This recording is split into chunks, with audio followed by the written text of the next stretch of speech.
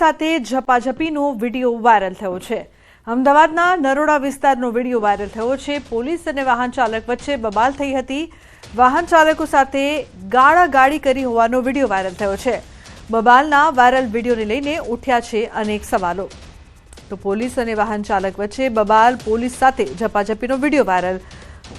ઋત્વિજ જોડાય છે phone line પર વધુ માહિતી આપવા માટે। ઋત્વિજ, શું છે સમગ્ર મામલો?